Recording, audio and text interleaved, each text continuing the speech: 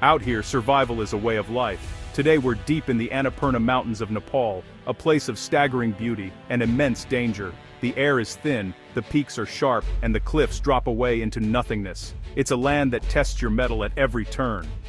But we're not just here for the views.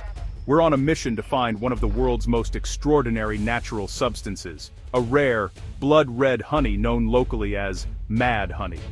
This isn't your average breakfast spread.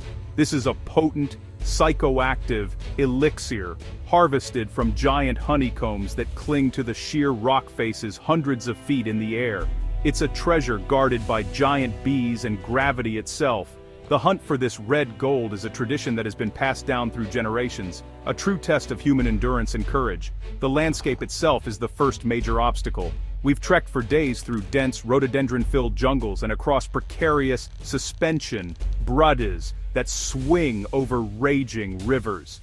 Every step is a challenge, a constant reminder that you are a visitor in an untamed world. The cliffs where the honey is found are vertical fortresses, accessible only to those with immense skill and a deep respect for the power of nature. This is a place where one misplaced foot can mean the end. It's the ultimate high-stakes environment. The honey itself gets its unique properties from the very flowers the bees visit. In the spring, the mountain slopes are covered in a sea of vibrant rhododendron blooms. These flowers contain a neurotoxin called granotoxin. When the world's largest honeybee, Apis laboriosa, collects nectar from these specific flowers, the toxin becomes concentrated in their honey. The result is a substance that can be both a medicine and a poison. It's a perfect example of how nature provides, but also how it demands respect. Understanding your environment is key to survival, and knowing which plants can help you and which can harm you is fundamental knowledge out here. For the local Gurung people, this honey is more than just a sweet treat. It's a vital part of their culture and economy. The annual honey hunt is a community event, a high-risk, high-reward endeavor that brings them together. They brave the heights and the swarms not just for the thrill, but to provide for their families and to continue a tradition that defines who they are. It's a powerful reminder that some of the world's most valuable resources aren't found in mines or bank vaults, but hidden away in the wildest corners of our planet, waiting for those brave enough to seek them out. This is true adventure. Let's be clear, this mad honey is not something you slather on your toast without a second thought.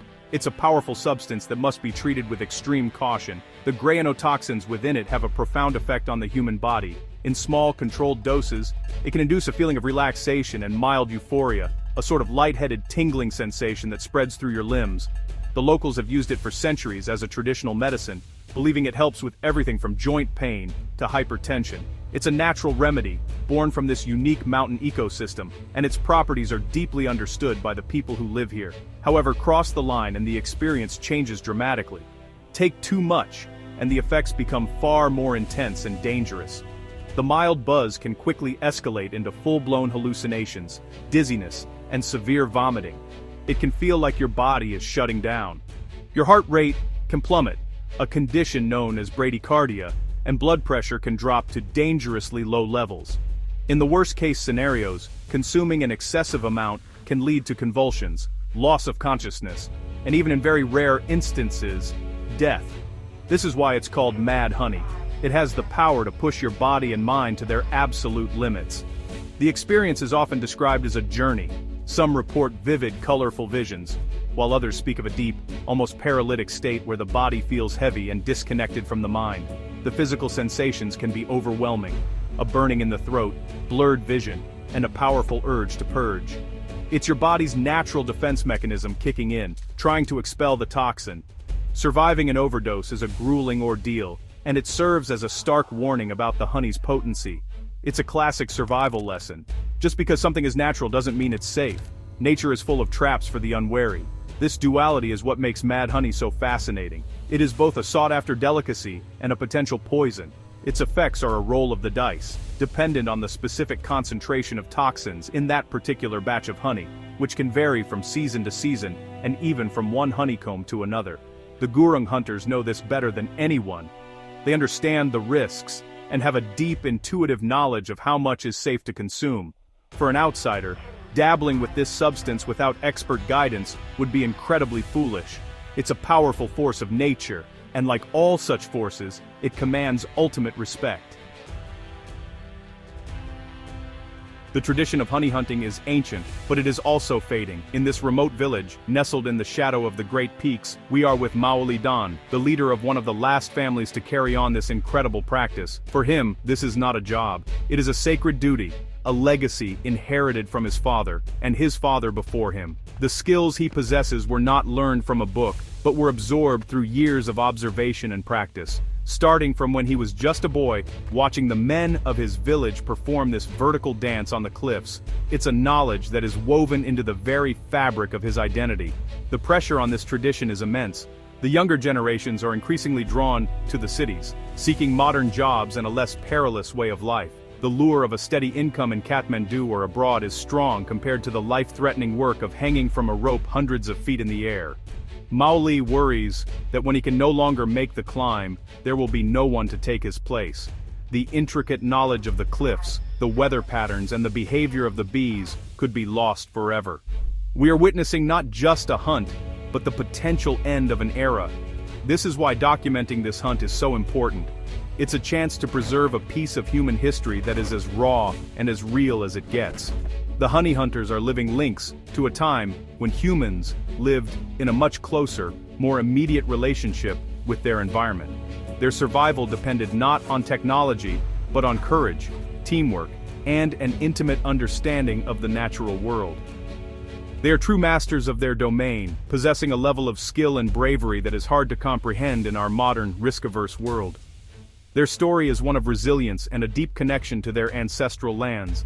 The hunt is the lifeblood of this community. The income from selling the honey, though modest, is crucial for their survival through the year. But it's about more than just money. It's about honoring their ancestors and proving their worth. It's a rite of passage and a source of immense pride. When Maoli and his team return with the honey, they are celebrated as heroes. They have faced down death and returned with the prize, ensuring the well-being of their families and upholding the spirit of their tribe. It's a powerful testament to the strength of tradition in the face of a changing world. Before a single foot is set on the cliff face, the hunt begins with a solemn ritual. This is not just about physical preparation, it's about spiritual readiness. The Gurung believe the cliffs are protected by powerful forest spirits and gods. To proceed without their blessing would be to invite disaster. The hunters gather at the base of the cliff to make an offering. They sacrifice a chicken, offering its blood to the spirits, and present flowers, fruit, and rice. They chant prayers, asking for safe passage, for protection from the bees and the fall, and for a successful harvest. It's a moment of profound respect, connecting them to their ancestors and the spiritual world. With the gods appeased, the physical preparations begin. The single most important piece of equipment is the rope ladder. This is not some modern, factory-made contraption. It is painstakingly hand-woven from long strips of bamboo, a process that takes days. Each knot is tied with precision, each strand tested for strength. This ladder is their lifeline, the only thing that will stand between them and a fatal drop.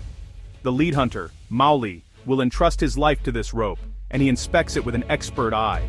Its construction is a testament to their ingenuity and resourcefulness, using only what the forest provides to create tools capable of conquering the impossible. Another crucial tool is the tango, a long, sharpened bamboo pole. The hunter uses two of these with incredible dexterity. One is used to maneuver a large woven basket directly underneath the honeycomb.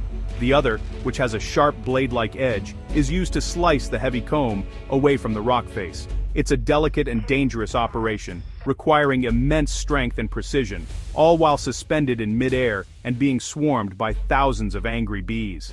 These simple tools, perfected over centuries, are far more effective in this environment than any modern equivalent could be. They are an extension of the hunter's own body. Finally, they prepare the smoke. The hunters gather damp leaves and branches into a large bundle, or smoker. This will be lit at the base of the cliff, and the thick, acrid smoke will be directed upwards towards the hives. The smoke is their primary defense against the bees. It doesn't kill them, but it confuses and pacifies them, creating a crucial window of opportunity for the hunter to get close to the hive. It's a clever tactic, a form of psychological warfare against a formidable insect army. Every element of their preparation is rooted in deep, practical knowledge, a survival blueprint passed down through generations. The moment of truth arrives. With the smoke billowing up the cliff face, the lead hunter, Mauli, begins his ascent. He climbs the swaying rope ladder with a fluid, practiced ease that belies the extreme danger. He moves barefoot, his toes gripping the bamboo rungs, allowing him to feel every inch of the ladder. He carries no modern safety harness, no helmet, no protective suit. His only protection is his skill, his courage, and his faith in the blessings he received. The rest of the team remains at the base and the top of the cliff, managing the ropes, shouting instructions, and encouragement. This is a display of ultimate teamwork and trust. As he nears the massive honeycombs, the air comes alive. A black cloud of giant Himalayan honeybees erupts from the hive. The sound is deafening, a furious, high-pitched roar that vibrates through the air. These bees are not happy. They swarm around Mauli, a defensive curtain of stinging insects. He remains calm, a picture of focus amidst the chaos. He communicates with his team below using shouts and hand signals, guiding the basket into position. The smoke is his only shield, disorienting the bees just enough for him to work. It's an intense, nerve-wracking standoff between man and nature. With the basket in place, he begins the most delicate part of the operation. Using his long bamboo poles, or tangos, he expertly slices the honeycomb from the rock. Chunks of wax and honey, each weighing several kilograms, break free and fall into the waiting basket. It's a surgical procedure performed on a vertical battlefield. The bees are relentless, crawling over his skin, but he ignores them, his focus absolute. He knows that panic is the greatest enemy up here. A single moment of hesitation could be fatal. He works quickly and efficiently, his movements honed by a lifetime of experience. Slowly, carefully, the basket is lowered to the team waiting below. They quickly empty the precious cargo, a sticky cascade of red honey and white beeswax into containers. Then the basket is hauled back up for the next section of the hive. The process is repeated until the harvest is complete. Finally, Mauli begins his descent, exhausted but triumphant. As his feet touch solid ground, he is greeted as a hero. He has once again braved the domain of the giant bees and returned with the mountain's red gold, securing his community's livelihood and keeping an ancient tradition alive for another year. The guardian of this mad honey is a truly remarkable creature, Apis laboriosa, the Himalayan giant honeybee. At up to 3 centimeters long, it is the largest honeybee in the world. These are not your garden variety bees, they are formidable insects, perfectly adapted to this harsh high-altitude environment. They build their nests in the open, on the sheer southwest-facing cliff faces to maximize their exposure to the sun. The nests themselves are incredible feats of engineering, single, massive combs that can be over 1 meter wide and contain up to 60 kilograms of honey. They are like giant, golden curtains hanging from the rock. The defense mechanisms of Apis laboriosa are as impressive as their size. When threatened, they employ a tactic known as shimmering. Waves of bees on the surface of the comb raise their abdomens in a coordinated sequential pattern, creating a ripple effect across the hive. It's a mesmerizing, almost hypnotic visual display, designed to confuse and deter predators like hornets, or in our case, honey hunters. It's a warning, a collective show of force that says, stay away. If this initial warning is ignored, they will not hesitate to launch a full-scale attack, swarming the intruder with a ferocity that can be lethal. A single sting from one of these giant bees is incredibly painful, far more so than a normal bee sting. Their stingers are long enough to penetrate standard beekeeping suits, which is why the gurung hunters don't even bother with them. Multiple stings can be a serious medical emergency, leading to anaphylactic shock and even death. The hunters who get stung must simply endure the pain. It's a risk they accept as part of the hunt. They rely on their thick traditional clothing, and more importantly, the disorienting effect of the smoke to minimize the number of stings they receive. What makes these bees truly unique, of course, is their diet. Their ability to forage on the toxic rhododendron flowers without being harmed is an evolutionary marvel. They are the alchemists of the mountains, transforming a poisonous nectar into a potent, psychoactive honey. This specialization ties them inextricably to this specific ecosystem. Without the rhododendron forests, there would be no mad honey, and without Apis laboriosa, the honey would be impossible to create. They are a keystone species, a vital and formidable part of this incredible mountain landscape, and the ultimate challenge for the honey hunters. Once the honey is harvested and brought back to the village, it is carefully processed. The wax and bee larvae are separated from the liquid honey, a sticky, communal task. Nothing is wasted. The wax is used for making candles or for sealing pots, and even the larvae are sometimes eaten as a protein-rich snack. The honey itself, dark red and thick, is stored in jars and containers, ready for use. For the Gurung people, this is their pharmacy and their delicacy all in one. A small spoonful is taken each morning by some of the elders, who swear by its medicinal properties for treating arthritis and other aches and pains. The use of mad honey is a delicate balancing act. The locals have a deep ingrained understanding of dosage. They know that a small amount can be beneficial, but that crossing the threshold can lead to a terrible experience. They refer to the intoxication as being honey drunk. It's a state they sometimes induce for recreational or spiritual purposes, but always with caution. They know the signs of taking too much and understand that the experience, while potentially enlightening, is also a physical ordeal. It's a powerful reminder that the line between medicine and poison is often just a matter of dose. The risks are very real, especially for outsiders who are not accustomed to its effects. The international demand for mad honey has grown, driven by curiosity and claims of its health benefits. This has led to a black market where the honey is sold for high prices, often without any warning of its potent effects. Unsuspecting tourists or online buyers might consume a large spoonful, thinking it's just honey, and end up in a hospital with severe granotoxin poisoning. It highlights the dangers of taking a traditional substance out of its cultural context. Without the ancestral knowledge of the Gurung, the honey becomes a gamble. In the end, the story of mad honey is about more than just a psychedelic substance. It's about the incredible courage and skill of the Gurung hunters, men who risk their lives to uphold a tradition that defines them. It's about the raw, untamed power of nature, from the dizzying cliffs to the formidable giant bees.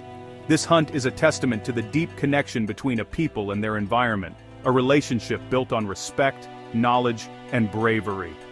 As I watch Molly and his team share the spoils of their death-defying work, I'm reminded that the greatest adventures are not just about survival, they are about preserving a way of life against all odds.